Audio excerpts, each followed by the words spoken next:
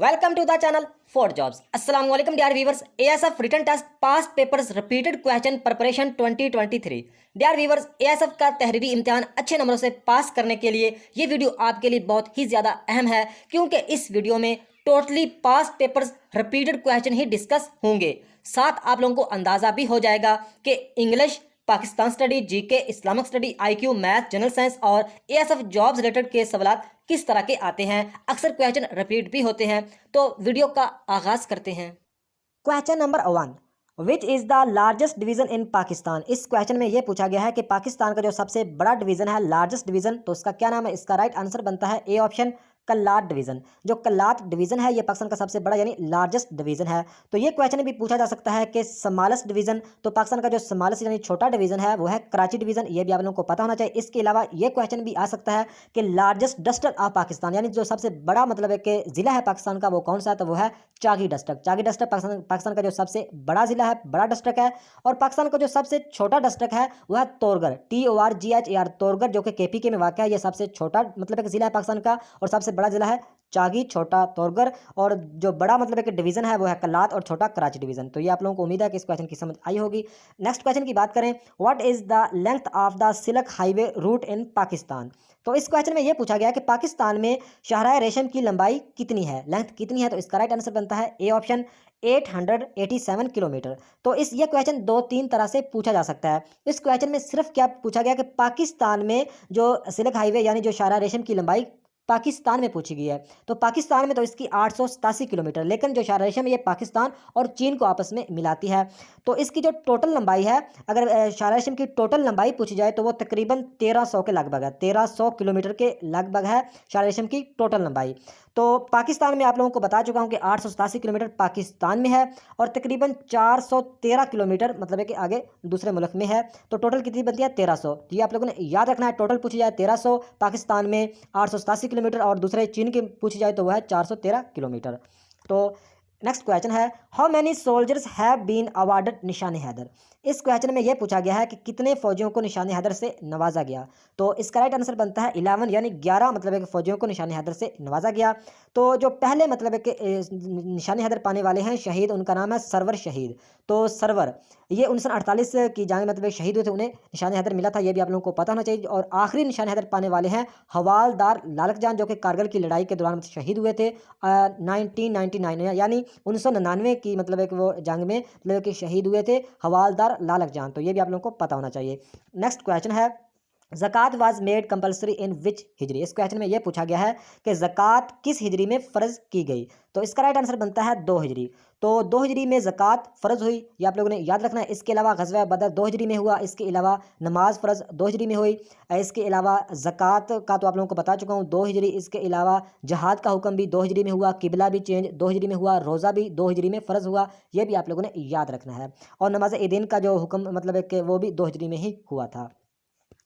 Next question है, what is the number of planets in our solar system. तो इस क्वेश्चन में यह पूछा गया कि जो निज़ाम शमसी में सियारों की तादाद कितनी है। तो इसका राइट आंसर बनता है 8 मतलब एक तादाद है। तो सबसे जो छोटा प्लैनेट है वो है मरकरी, और जो सबसे बड़ा है वो है जुपिटर। सबसे छोटा मरकरी, सबसे बड़ा जुपिटर। अगर ये पूछा जाए कि ब्राइटेस्ट या मतलब है कि हॉटेस्ट यानी गर्म तरीन और चमकदार जो है प्लैनेट्स वो कौन सा है, तो वो है वीनस। इसके अलावा अगर ये पूछा जाए कि जो ठंडा तरीन है तो वो है नेपच्यून। तो ये आप लोगों को पता होना चाहिए। नेक्स्ट क्वेश्चन है, which prophet of Allah is dignified with the special title of Khalilullah friend of God. तो इस क्वेश्चन में ये पूछा गया है कि जो खलीलुल्लाह किसका मतलब है कि टाइटल है। खलीलुल्लाह का मतलब बनता है फ्रेंड ऑफ गॉड, यानी अल्लाह ताला का दोस्त। तो ये किसका टाइटल है, इस क्वेश्चन में ये पूछा गया। तो इसका राइट आंसर बनता है हज़रत इब्राहीम अलैहिस्सलाम। ये टाइटल है हज़रत इब्राहीम अलैहिस्सलाम का। तो नेक्स्ट क्वेश्चन की बात करें, what is the currency of Turkey. तो तुर्की की करेंसी क्या है, इस क्वेश्चन में ये पूछा गया। तो तुर्की की करेंसी है लीरा, LIRA। तुर्की की करेंसी है लीरा।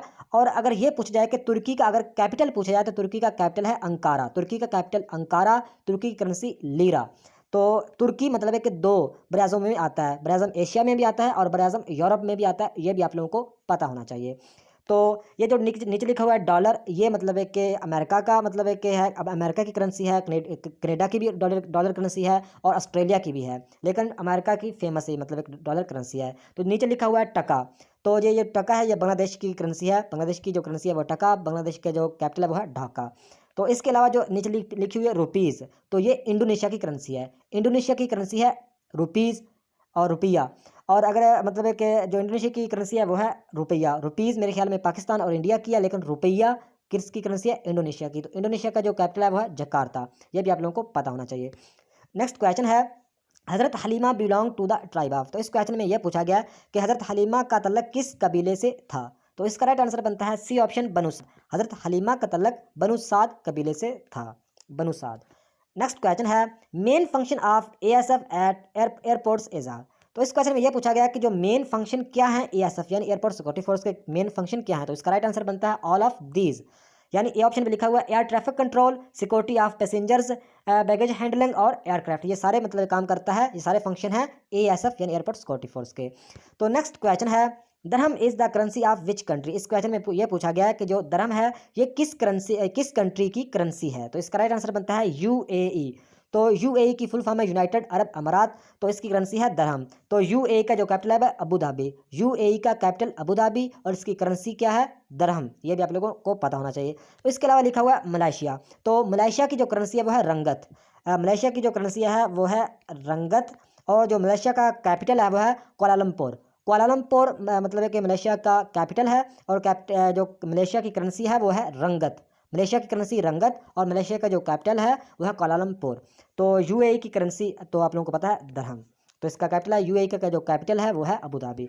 नेक्स्ट क्वेश्चन है correct spelling of disease. DISEASC इसमें से कौन से मतलब डिजीज के स्पेलिंग है? तो इसका राइट आंसर बनता है ए ऑप्शन DISEASC। तो एक या दो क्वेश्चन स्पेलिंग एरर के आप लोगों के टेस्ट में लाजमी आते हैं। तो नेक्स्ट क्वेश्चन है what is the profession of हजरत लुकमान। तो इस क्वेश्चन में यह पूछा गया कि हजरत लुकमान का प्रोफेशन यानी पेशा क्या था? तो इसका राइट आंसर बनता है ए ऑप्शन फिजिशियन। फिजिशियन मतलब है कि हजरत लुकमान का पेशा था। फिजिशियन का मतलब होता है हकीम। हजरत मतलब लुकमान मतलब उनका पेशा था हिकमत का, हकीम थे।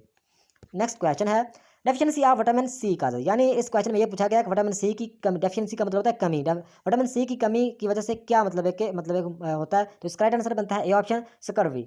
तो जो स्कर्वी है ये मतलब है कि जिस्म में कमजोरी हो जाती है और जिसम में खून की कमी हो जाती है, इसको मतलब ये विटामिन सी की मतलब वजह बनती है। तो आप लोगों को पता होना चाहिए कि विटामिन जो सी की कमी से क्या होता है? स्कर्वी मरज मतलब लाहक होती है स्कर्वी। तो नेक्स्ट क्वेश्चन है they are celebrating independence day change into voice. ये मतलब एक एक्टिव वॉइस स्पीकर इसको पैसिव वॉइस में तब्दील करना है। They are celebrating independence day. तो इसका राइट आंसर बनता है ए ऑप्शन। ये क्वेश्चन मैं आप लोगों को जो एक्टिव एंड पैसिव का समझाऊंगा नहीं, क्योंकि इससे पहले मैंने एक वीडियो अपलोड किया। इस वीडियो की डिस्क्रिप्शन में एक प्लेलिस्ट में आप लोगों को 5 वीडियो इंग्लिश की मिलेंगी। उसमें एक तकरीबन 10 से 12 मिनट की वीडियो है एक्टिव एंड पैसिव वॉइस की। वो आप लोग लाजमी देखो। अगर वो वीडियो आप लोग अच्छी तरह देख लेते हो तो आप लोगों के एक्टिव एंड पैसिव वॉइस हमेशा हमेशा के लिए क्लियर हो जाएंगे। उसमें आप लोगों को टेंसेस आते हैं या नहीं आते, इस बात से कोई फर्क नहीं पड़ता। आप लोगों को सिर्फ एक वीडियो सुनने से कोई भी एक्टिव एंड पैसिव वॉइस का क्वेश्चन आएगा तो आप इजीली हल कर सको। उसमें काफ़ी मैंने आसान अल्फाज में समझाया है और आसान ही ट्रिक बताई हैं। तो वो 10-12 मिनट की वीडियो आप लोग लाजमी देखिएगा एक्टिव एंड पैसिव वॉइस की। तो इसका क्वेश्चन बनता है A option the independence day is being celebrated by them. वो वीडियो लाजमी देखिएगा। आप लोगों को एक वीडियो से आप लोगों का कंसेप्ट क्लियर हो जाएगा एक्टिव एंड पैसिव वॉइस का। तो नेक्स्ट क्वेश्चन है द एंटोनिम ऑफ क्रिटिसाइज। तो इस क्वेश्चन में यह पूछा गया है कि जो क्रिटिसाइज का एंटोनिम यानी मुतरादफ यानी ऑपोजिट वर्ड कौन सा है? तो इसका राइट आंसर बनता है सी ऑप्शन प्रेज। तो आप लोगों को पता होना चाहिए कि क्रिटिसाइज का मतलब होता है ऐब जोई करना, गीबत करना, किसी की बुराई करना, किसी के बारे में गलत बातें करना, क्रिटिसाइज का मतलब होता है। तो इसका मतलब है कि हमें उलट बताना है, ऑपोजिट वर्ड बताना है यानी एंटोनिम बताना। तो वो क्या है? प्रेज। प्रेज का मतलब होता है तारीफ करना, किसी की तारीफ करना प्रेज, और किसी के बारे गलत बयानी करना, ऐब जोई करना, उसका मतलब होता है क्रिटिसाइज। तो इसका right answer C option press. तो नेक्स्ट क्वेश्चन है the doctor prescribed some tablets for her. तो नीचे लिखा हुआ है her the word prescribed is. तो इस क्वेश्चन में ये पूछा गया है बेसिकली कि ऊपर जो सेंटेंस है the doctor prescribed some tablet, मतलब डॉक्टर ने कुछ गोलियां मतलब तजवीज़ की हैं। तो इस क्वेश्चन में हमें सिर्फ ये बताना है कि इस पूरे सेंटेंस में जो प्रेस्क्राइब्ड है ये क्या है? ये वर्ब है, नाउन है, प्रोनाउन है, प्रपोजिशन है या नन ऑफ दी? तो इसका राइट आंसर बनता है ये वर्ब है। तो वर्ब एक एक्शन वर्ड होता है जो भी हम करते हैं, जैसा कि लिसनिंग, लाफिंग, राइटिंग, मतलब है कि ये सारे एक्शन जो भी हम एक्शन करते हैं वो वर्ब कहलाता है। तो इसमें जो प्रेस्क्राइब्ड है ये एक वर्ब है। तो ये एक पार्ट्स ऑफ स्पीच का हिस्सा है। तो पार्ट्स ऑफ स्पीच की भी 10 से 12 मिनट की वीडियो इस वीडियो के डिस्क्रिप्शन में जो लिंक है उसमें मौजूद है, वो वीडियो लाजमी देखिएगा। पार्ट्स ऑफ स्पीच का जो कंसेप्ट है वो आप लोगों का 100% क्लियर हो जाएगा। इसके अलावा एक टेंसेस की वीडियो भी है, वो भी देखो, ताकि टेंसेस के हवाले से subject, object, verb, helping verb कोई भी क्वेश्चन आए आप इजीली हल कर सको। इसके अलावा प्रपोजिशन भी कुछ अपलोड किए हैं, मतलब कि उस वीडियो में आप लोगों को प्लेलिस्ट में मिल जाएंगे। इसके अलावा सिनोनिम, एंटोनिम यानी ऑपोजिट वर्ड की एक वीडियो अपलोड किया है, मोस्ट इंपॉर्टेंट है, वो भी लाजमी देखो, ताकि आप लोगों की इंग्लिश की तैयारी 100% हो। ये जो आप लोगों के साथ क्वेश्चन डिस्कस कर रहा हूँ, ये सारे पास टेस्ट मतलब एक क्वेश्चन है, लेकिन पास टेस्ट जो क्वेश्चन अक्सर मतलब रिपीट होते हैं, सारे रिपीट नहीं होते, इसलिए जो आप लोगों की तैयारी थोड़ी इससे मतलब है कि वो वीडियो देखो, इसकी तैयारी अच्छी हो जाएगी। तो जो वीडियो प्लेलिस्ट का लिंक इस वीडियो की डिस्क्रिप्शन में मौजूद है, उसमें आप लोगों को जनरल नॉलेज की भी वीडियो मिल जाएगी, उसमें इस्लामिक स्टडी की भी वीडियो मिल जाएगी। लेकिन ये जो आप पास टेस्ट की वीडियो मतलब है कि पास टेस्ट जो एक से पहले भी एक वीडियो अपलोड किया है, वो भी लाजमी देखिएगा, और इसके बाद भी एक दो वीडियो अपलोड करूँगा, ताकि आप लोगों की एएसएफ की तैयारी 100% इंशाल्लाह करवाऊंगा इस चैनल फोर्थ जॉब पे। तो नेक्स्ट क्वेश्चन है, find out superlative degree of sad. तो इस क्वेश्चन में यह पूछा गया कि सैड की सुपरलेटिव डिग्री क्या है। तो इसका राइट आंसर बनता है सी ऑप्शन, सैडेस्ट। सैडेस्ट मतलब है कि सुपरलेटिव डिग्री है सैड की। तो नेक्स्ट क्वेश्चन है, Richard Nixon the president of USA was involved. तो इस क्वेश्चन में यह पूछा गया है कि जो रिचर्ड निक्सन है, ये प्रेसिडेंट यानी सदर थे यूएसए यानी अमेरिका के, तो ये किस में मतलब इन्वॉल्व थे। तो इसका राइट आंसर बनता है A option, Watergate scandal. Watergate scandal में मतलब कि रिचर्ड निक्सन मतलब कि इन्वॉल्व थे। ये आप लोगों को ने एग्जैक्ट याद रखना, चाहे रट्टा लगा लो, वाटरगेट स्कैंडल में ये मतलब मुलव्वस थे। तो आप लोगों को ये भी पता होना चाहिए कि यूएसए का कैपिटल तो आप लोगों को पता होगा वाशिंगटन डीसी, यूएसए की करेंसी डॉलर, लेकिन यूएसए का जो पहला सदर अगर पूछा जाए तो वो है George Washington. George Washington USA का पहला सदर है, और यूएसए का जो मौजूदा सदर है वो है जॉय बाइडन। जॉय बाइडन मतलब है कि अभी जो प्रेसिडेंट है यूएसए का, लेकिन जो सबसे पहला सदर था यूए का वो मतलब है कि यूएसए का, तो वो था जॉर्ज वाशिंगटन। ये भी आप लोगों ने याद रखना है। तो और ये भी आप लोगों को बताएं, यूएसए की तकरीबन 50 रियासतें हैं, मतलब स्टेट्स हैं, ये भी क्वेश्चन पूछा जा सकता है। और जो सबसे बड़ी जो स्टेट है वो है अलास्का, ये भी आप लोगों को पता होना चाहिए। तो नेक्स्ट क्वेश्चन है, first Commonwealth game were held in the country. तो इस क्वेश्चन में ये पूछा गया है कि जो पहली दफ़ा कॉमनवेल्थ की गेम मतलब हेल्ड हुई थी किस कंट्री में। तो इसका राइट आंसर बनता है सी ऑप्शन, कनाडा। जो कॉमनवेल्थ की गेम मतलब हेल्ड हुई थी पहली, वो किस कंट्री में, कनाडा। तो कनाडा मतलब कनाडा का जो कैपिटल है वो ओटावा, और कनाडा की जो करेंसी है वो कैनेडियन डॉलर। तो नेक्स्ट क्वेश्चन है, ये मैथ का क्वेश्चन है, the population of a town increased from 1,75,000 to 2,62,500 in a decade. The average percent increase of population per year is. इस क्वेश्चन को आप लोगों को सिंपल तरीके से बताता हूँ कि इस क्वेश्चन में यह पूछा गया कि मतलब एक टाउन की जो पॉपुलेशन है, जो आबादी है, वो इंक्रीज हुई का मतलब कैसे इंक्रीज हुई। पहले थी 1,75,000, उससे इंक्रीज होकर कितनी होगी, 2,62,500 होगी। यानी पहले थी 1,75,000 से इंक्रीज हुई, यानी मतलब कि बढ़ गई, 2,62,500 तक बढ़ गई। तो आगे इन डिकेड, तो यहाँ पे जो डिकेड का मतलब है, मतलब एक डिकेड का मतलब ये समझ लो, अशरा इसका मतलब है, मतलब एक लफ्जी मतलब इसका अशरा है, यानी मतलब period of 10 year, period of 10 year, यानी 10 साल को डिकेड कहते हैं, ये समझ लो। इस क्वेश्चन में इसका मतलब यही बनता है। तो बेसिकली 10 साल में मतलब है कि जो आबादी बढ़ी है, पहले थी 1,75,000, उससे बढ़ के 10 सालों में कितनी होगी, 2,62,500। तो इस क्वेश्चन में जो हमें इस क्वेश्चन में क्या बताना है, the average percent increase of population per year, यानी हर साल जो 10 साल आबादी बढ़ी है, हर साल की मतलब है कि जो परसेंटेज कितनी थी, हर साल की परसेंटेज कितनी थी। तो इसका राइट आंसर बनता है ए ऑप्शन। लेकिन आप लोगों को इसका कंसेप्ट भी पता होना चाहिए, तो आगे आप लोगों को बताता हूं कि ये इस तरह ये क्वेश्चन आप हल करेंगे। आप लोगों ने खुद भी कोशिश करनी है हल करने की, कि इंक्रीज्ड इन 10 ईयर, यानी जो डिकेड का मतलब आप लोगों को बता चुका हूँ, अशरा यानी पीरियड ऑफ 10 ईयर, यानी इंक्रीज्ड इन 10 साल, 10 सालों में जो आबादी मतलब है कि बढ़ी है, वो उसको आपने क्या करना है कि 2,62,500 से माइनस कर देनी है 1,75,000, यानी पहले 75,000 थी, उसके बाद बढ़ के 2,62,500। तो 2,62,500 से 1,75,000 आप माइनस कर देंगे, यानी तफरीक नफ़ी कर देंगे, तो इसका जवाब आएगा 87,500 रुपये। तो आगे क्या करना है, इंक्रीज परसेंट। तो आगे ये करेंगे 87,000 तकसीम 1,75,000 ज़रब 100, तो इसका राइट आंसर आएगा 50।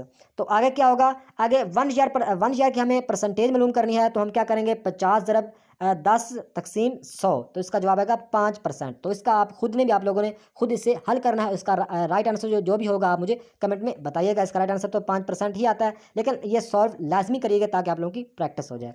तो नेक्स्ट क्वेश्चन है, देयर आर डैश फ़र्ज इन वुज़ू। तो इस क्वेश्चन में ये पूछा गया है कि वुज़ू में कितने फ़र्ज हैं। तो वुज़ू में 4 फ़र्ज हैं, वुज़ू में 4 फ़र्ज हैं। और अगर ये पूछा जाए कि गुस्ल में कितने फ़र्ज हैं, तो गुस्ल में 3 फ़र्ज हैं, गुस्ल में 3 फ़र्ज हैं, और वुज़ू में 4 फ़र्ज हैं। नेक्स्ट क्वेश्चन है, terrorist attacked which airport on 8 जून 2014 यानी 8 जून 2014 को जो मतलब टेररिस्ट अटैक हुआ था एयरपोर्ट पर, तो वो मतलब एक कौन सी एयरपोर्ट थी, इस क्वेश्चन में ये बताना है। तो वो थी, डी ऑप्शन राइट है, कराची एयरपोर्ट पे।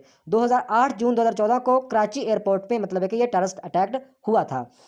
तो बेसिकली यहाँ पे आप लोगों को बता दूं कि कराची जो एयरपोर्ट है, जिन्ना इंटरनेशनल एयरपोर्ट, जिन्ना इंटरनेशनल एयरपोर्ट पे ये मतलब है कि अटैक हुआ था। तो जिन्ना इंटरनेशनल एयरपोर्ट पाकिस्तान की सबसे बड़ी लार्जेस्ट एयरपोर्ट है, ये भी आप लोगों को पता होना चाहिए। तो कराची को रोशनियों का शहर भी कहते हैं, कराची को गेटवे सिटी भी कहते हैं, गेटवे सिटी ऑफ पाकिस्तान भी कहते हैं, ये भी आप लोगों को पता होना चाहिए। तो ये आप लोगों को शायद पहले भी पता होगा। तो ये टेररिस्ट अटैक हुआ था कराची एयरपोर्ट पे। नेक्स्ट क्वेश्चन है, the fear of books is called. तो इस क्वेश्चन में ये पूछा गया है कि द फियर ऑफ बुक्स का क्या मतलब है। तो इसका राइट आंसर बनता है सी ऑप्शन, बिब्लीफोबिया, मतलब है कि बिब्लीफोबिया होता है। तो फियर ऑफ बुक्स का मतलब है कि किताबों से डर या किताबों से नफरत, यानी किताबों से डर क्या कहलाता है, इसका राइट आंसर है बिब्लीफोबिया। तो बिब्लीफोबिया का जो मतलब है कि बेसिकली जो लफ्जी मतलब है वो है मतलब किताबों से नफरत। तो ये भी आप लोगों को पता होना चाहिए। तो the fear of books is called bibliophobia, bibliophobia. तो नेक्स्ट क्वेश्चन है, लैटिट्यूड ऑफ साउथ पोल। तो साउथ पोल का जो लैटिट्यूड है वो कितना है, इसका राइट आंसर बताया 90 डिग्री। 90 डिग्री या एग्जैक्ट आप लोगों ने याद रखना है, चाहे इसको रटा लगा लो। Latitude of south pole is 90 degree. तो नेक्स्ट क्वेश्चन है, द सिनोनिम ऑफ पेयर। तो पेयर का जो सिनोनिम है वो क्या है, तो इसका राइट आंसर बनता है इक्वल। तो पेयर का मतलब होता है हम जश्म, हम चश्म, हम चश्म यानी एक जैसे, आपसे मिलते जुलते। तो इक्वल का मतलब बराबर होता है, तो ये इसका सिनोनिम है। तो नेक्स्ट क्वेश्चन है, विन मोहम्मद अली जना गिव 14 पॉइंट्स। तो कहते हैं मोहम्मद अली जना ने 14 निकात कब पेश किए थे, इसका राइट आंसर बनता है 1929 यानी 1929। तो ये क्वेश्चन मतलब आप लोगों ने इस तरह याद रखना है कि 28 मार्च 1929 में कायद-ए-आज़म ने 14 निकात पेश किए थे, क्योंकि ये काफ़ी कॉमन क्वेश्चन है, ये इसकी डेट भी पूछी जा सकती है। तो 28 मार्च 1929 को कायद-ए-आज़म ने 14 निकात पेश किए थे। तो इसके अलावा अगर बात करें, यहाँ पे लिखा हुआ 1930, तो 1930 में इलामा इकबाल ने खुतबा अलाहाबाद पेश किया था, ये भी आप लोगों को पता होना चाहिए। तो 1930 में एक और अहम वाक़या हुआ था कि गोल मेज़ कॉन्फ्रेंस का आगाज़ हुआ था। टेबल टॉक कॉन्फ्रेंस यानी गोल मेज़ कॉन्फ्रेंस का आगाज़ हुआ था 1930 में। कहाँ पे गोल मेज़ कॉन्फ्रेंस हुई थी, लंदन में। यानी टेबल टॉक जो कॉन्फ्रेंस मतलब है कि जो गोल मेज़ मतलब है कि राउंड टेबल कॉन्फ्रेंस हुई थी, ये लंदन में हुई थी 1930 में, पहली हुई थी 7 नवंबर 1930 में पहली। और गोल मेज़ कॉन्फ्रेंस तकरीबन 3 हुई है, ये भी आप लोगों को पता होना चाहिए कि राउंड टेबल जो कॉन्फ्रेंस 3 हुई है। पहले हुई थी 7 नवंबर 1930 में, 7 नवंबर 1930 में। दूसरी 7 सितंबर, सॉरी, पहली जो हुई थी 12 नवंबर 1930 में, 12 नवंबर 1930 में पहली गोल मेज़ कॉन्फ्रेंस। और दूसरी हुई थी 7 सितंबर 1931 में, 7 सितंबर 1931 में। और जो तीसरी हुई थी राउंड टेबल कॉन्फ्रेंस वो हुई थी 17 यानी 17 नवंबर 1932। यानी अगर डेट की बात करें तो 1930 में पहली, 1931 में दूसरी, 1932 में। तो नेक्स्ट क्वेश्चन है, Lord Mountbatten passed away on, यानी जो लॉर्ड माउंटबेटन थे ये कब मतलब है कि इंतकाल हो किया इन्होंने। तो इसका राइट आंसर बनता है 27 अगस्त 1979 यानी 27 अगस्त 1979 को लॉर्ड जो माउंटबेटन थे उनके इंतकाल हुआ था। तो ये जो लॉर्ड माउंटबेटन थे ये आखिरी वायसराय थे, ये भी क्वेश्चन भी पूछा जा सकता है। तो लॉर्ड जो माउंटबेटन ये आखिरी मतलब वायसराय थे इंडिया में, ये भी आप लोगों को पता होना चाहिए। तो ये इन्होंने वफात कब पाई, 27 अगस्त 1979 को। तो नेक्स्ट क्वेश्चन है, my pet dog is very faithful dash me. तो ये प्रपोजिशन है, तो इसमें टू का यूज़ किया गया है। My pet dog is very faithful to me, तो इसमें आएगा टू। तो प्रपोजिशन की एक वीडियो भी इस वीडियो की डिस्क्रिप्शन जो प्लेलिस्ट है उसमें है, वो भी लाजमी देखेगा ताकि आप लोगों की इंग्लिश की तैयारी अच्छी हो जाए। तो नेक्स्ट क्वेश्चन है, द कैपिटल ऑफ स्विट्जरलैंड। तो इस क्वेश्चन में ये पूछा गया कि जो स्विट्जरलैंड का कैपिटल है उसका क्या नाम है। इसका राइट आंसर बनता है बिर्न, BERNE, बिर्न स्विट्जरलैंड का कैपिटल है। तो स्विट्जरलैंड का जो कैपिटल है वो तो है बिर्न। तो स्विट्जरलैंड की करेंसी भी पूछी जा सकती है। तो स्विट्जरलैंड की जो करेंसी है वो है Swiss franc. Swiss franc Switzerland की करेंसी है। स्विट्जरलैंड का कैपिटल है बिर्न और स्विट्जरलैंड की जो करेंसी है वह है स्विस फ्रैंक, ये भी आप लोगों को पता होना चाहिए। और स्विट्जरलैंड कहाँ पे वाक़ है, यूरोप में वाक़ है, ये भी आप लोगों को पता होना चाहिए। तो नेक्स्ट क्वेश्चन है, the picture on the back of 100 rupees Pakistani note. तो इस क्वेश्चन में ये पूछा गया कि 100 रुपये के पाकिस्तानी नोट के पीछे यानी पुष्ट पर तस्वीर किसकी है। तो इसका राइट आंसर बनता है बी ऑप्शन, कायद-ए-आज़म रेजिडेंसी। जो 100 रुपये का नोट है उसके बैक पे कायद-ए-आज़म रेजिडेंसी की पिक्चर है, ये आप लोगों ने याद रखनी है। तो आप लोगों को यहीं पे बता दूं कि जो पहला नोट इशू हुआ था पाकिस्तान स्टेट बैंक की तरफ से वो हुआ था अक्टूबर 1948 यानी 1 अक्टूबर 1948 को। आप लोगों ने एग्जैक्ट ये डेट याद रखनी है। 1948 में पहला मतलब है कि नोट मतलब है इशू हुआ था। किसने इशू किया था, किस बैंक ने, स्टेट बैंक ऑफ पाकिस्तान ने। तो इसके अलावा आप लोगों को ये बता दूँ कि 100 रुपये के पीछे तो कायद-ए-आज़म रेजिडेंसी की पिक्चर है, 500 रुपये के पीछे बादशाही मस्जिद की पिक्चर है, और 10 रुपये के पीछे खैबर पास की, और 5000 नोट के पीछे फैसल मस्क की है। तो ये आप लोगों ने याद रखना, ये आप लोगों को शायद पहले भी पता होगा।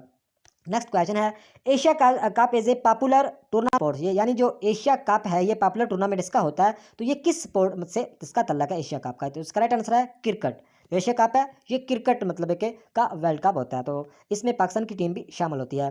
तो यहाँ पे आप लोगों को बता दूं कि जो पूरी दुनिया में जो फेमस या सबसे ज़्यादा खेले जाने वाला जो गेम है वो है फुटबॉल, ये भी आप लोगों को पता होना चाहिए। तो नेक्स्ट क्वेश्चन है, the date and time displays on, तो इसका राइट आंसर बनता है सी ऑप्शन, सिस्टम ट्रे। ये बेसिकली ये क्वेश्चन जो लिया गया है ये कंप्यूटर का क्वेश्चन है। The date and time display, यानी इस क्वेश्चन में ये पूछा गया कि डेट और टाइम कहाँ पे डिस्प्ले होती है, तो इसका राइट आंसर बनता है सिस्टम ट्रे। यानी मतलब है कि जो सिस्टम ट्रे होता है ये टास्क बार का हिस्सा होता है। आप लोगों ने थोड़ा बहुत कंप्यूटर की जानकारी है तो आप लोगों को पता होगा कि नीचे जो एक टास्क बार होती है, एक लाइन होती है, यहाँ पे जो भी हम सॉफ्टवेयर को मतलब क्लिक करते हैं, जो वो सॉफ्टवेयर का जो आइकन है वो नीचे टास्क बार में आ जाता है। तो राइट साइड पे यहाँ पे मतलब एक सिस्टम ट्रे होता है जहाँ पे और भी आइकन वगैरह होते हैं, तो यहाँ पे time and date and time का भी यहाँ पे डिस्प्ले होती है इस साइड पे, राइट बॉटम राइट साइड पे। तो ये बेसिकली कंप्यूटर का क्वेश्चन है। तो यहाँ पे आप लोगों को कंप्यूटर का बता दूं, कंप्यूटर के दो पार्ट हैं, एक है हार्डवेयर और दूसरा है सॉफ्टवेयर। हार्डवेयर की बात करें तो हार्डवेयर में मतलब कि सीपीयू आ जाता है जो कि कंप्यूटर का दिमाग भी कहलाता है। इसके अलावा इसमें मतलब एक हार्ड मतलब इसमें रैम भी होती है, इसमें रोम चिप भी होती है, इसमें हार्ड मतलब एक डिस्क भी होती है, हार्ड ड्राइव। इसके अलावा अगर सिस्टम सॉफ्टवेयर की बात करें तो सिस्टम सॉफ्टवेयर में ऑपरेटिंग सिस्टम जिसमें विंडो आती है, इसके अलावा सिस्टम की मतलब कि में एप्लीकेशन सॉफ्टवेयर भी होती हैं। तो ये अगर क्वेश्चन मतलब कि कंप्यूटर के एक या दो क्वेश्चन ही आएंगे, क्योंकि जनरल नॉलेज के हवाले से ये क्वेश्चन पूछे जाते हैं कंप्यूटर के। तो the date and time display on system tray. Next question है, एक्सटेंशन ऑफ वर्ड डॉक्यूमेंट, ये भी बेसिकली कंप्यूटर से ही क्वेश्चन लिया गया है। इसमें ये पूछा गया है कि जो वर्ड डॉक्यूमेंट यानी एमएस वर्ड, एमएस ऑफिस का पार्ट है एमएस वर्ड, तो एमएस वर्ड की जो फाइल की एक्सटेंशन क्या है? तो फाइल की जो एमएस वर्ड की एक्सटेंशन है वह सी ऑप्शन राइट है इसका, .docx। ये एमएस वर्ड की मतलब कि फाइल की डॉक्यूमेंट्स की एक्सटेंशन है, जो भी हम फाइल मतलब सेव करते हैं उसके साथ ये बाय डिफ़ॉल्ट लग जाती है। लेकिन 1997 से लाकर 2003 तक ये एक्सटेंशन थी .doc। लेकिन 2007, 2010, 13, 16, 19 या 21 जितने भी लेटेस्ट वर्जन है 2007 या इससे अबव वाले लेटेस्ट वर्जन है उसमें 7 को एक्स को ऐड कर दिया गया, तो वो अभी है .docx। 2007 या इससे आगे 1997 या 2003 की पूछी जाए तो वह है .doc। तो नेक्स्ट क्वेश्चन है, who is known as the compiler of Quran, तो इसका राइट आंसर बनता है हजरत उस्मान रज़ी अल्लाह अन्हु। ये काफ़ी बेसिक क्वेश्चन है, कुरान को मुरतब करने वाला किसे कहा जाता है? तो इसका राइट आंसर बनता है हजरत उस्मान रज़ी अल्लाह अन्हा। तो नेक्स्ट क्वेश्चन है, द रियल नेम ऑफ हजरत लाल शहबाज कलंदर, तो इस क्वेश्चन में यह पूछा गया कि हजरत लाल शहबाज कलंदर का असल नाम क्या था? इसका राइट आंसर बनता है हजरत उस्मान मरवंदी। हजरत लाल शहबाज कलंदर का असल नाम था हजरत उस्मान मरवंदी। तो ये थी आज की वीडियो, नेक्स्ट वीडियो तक खुदा हाफिज़।